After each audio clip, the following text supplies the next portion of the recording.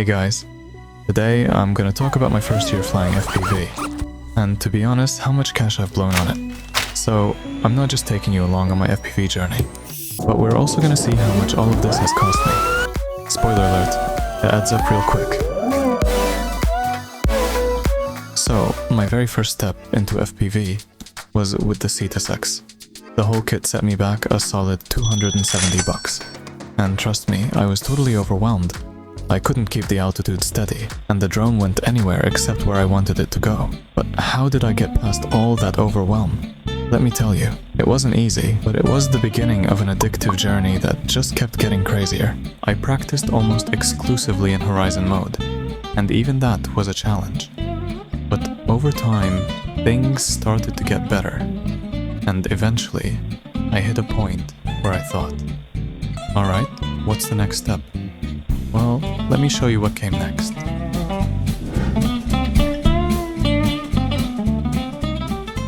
After countless YouTube videos, I finally decided to build my own drone.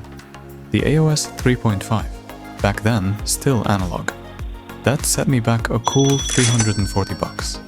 Of course, I had to grab a few basics, a charger and a transmitter, altogether another $300. And with that, I was finally ready to really get started.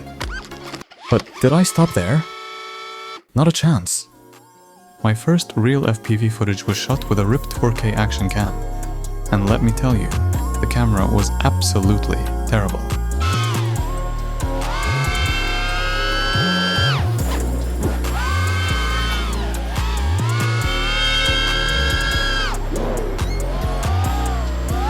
Okay, that's enough.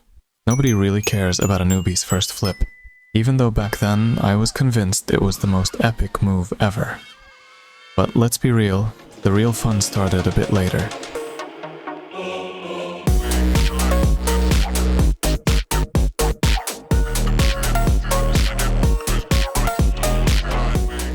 But I wanted more. The first big upgrade was switching to digital, which cost me $150, but that was fine. And on top of that, another $600 for the DJI Integra goggles. But you know what? The upgrade was totally worth it. I could finally see the branches I kept crashing into.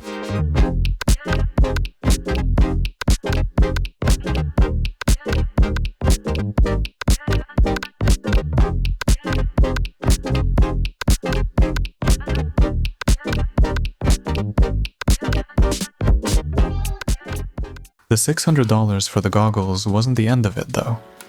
I had to spend another $50 on various foam pads just to find one that kind of fit my face. And of course, you can't have all your gear just lying around loose, so I grabbed an FPV backpack too. That was another $130. While I was flying the AOS, I wanted to practice indoors from time to time, so I picked up the Dreshark Tiny Whoop. Got it used for $100, and it's perfect for quick practice sessions. But of course, nothing stays perfect for long in FPV. Spare parts? That set me back another $200 because I ended up wrecking 2 flight controllers.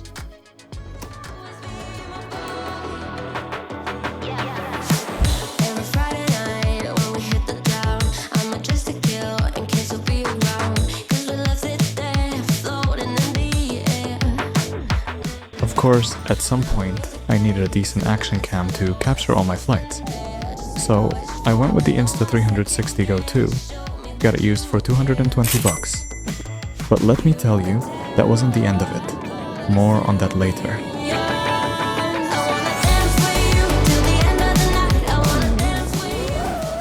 And then came my biggest upgrade yet.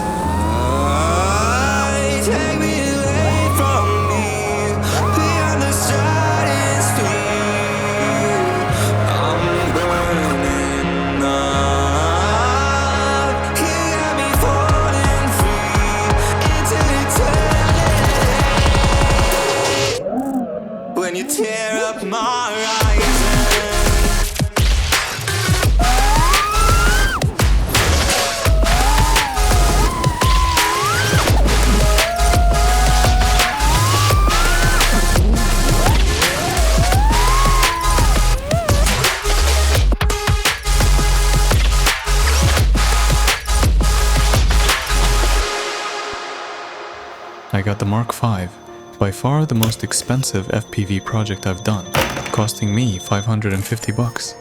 And guys, this was a game changer. Suddenly I had real power and could pull off power loops or split-S moves without needing to hang on the throttle for ages. With the Mark V, I finally learned how to do proper PID tuning using PD Toolbox. At first, it was super frustrating, but honestly, if you're into FPV, it's something you have to dive into. Since I wasn't completely happy with the Insta360, I decided to grab the DJI Action 2 as well, 200 bucks. But what can you do, right? A few months later, I decided to upgrade my AOS 35 again, mainly to have it as a backup in case I crashed the Mark V. And let me tell you, that upgrade was no joke. With the new motors for just 25 bucks, the AOS 35 almost has the same punch as the Mark V now. Then I realized my charger just wasn't cutting it anymore, so I had to get a better one, another 130 bucks. And then there's all the little stuff. Props, screws, nuts, LEDs, antennas, spare parts, batteries, tools. Over the course of the year, that added up to another 500 bucks. Now you're probably wondering, was it all worth it? Absolutely. FPV is an insanely addictive hobby, but yeah, it can get pretty expensive. But trust me, every single investment has been worth it. So, that was my first year in FPV. If you enjoyed the video, make sure to drop a like and don't forget to hit that subscribe button.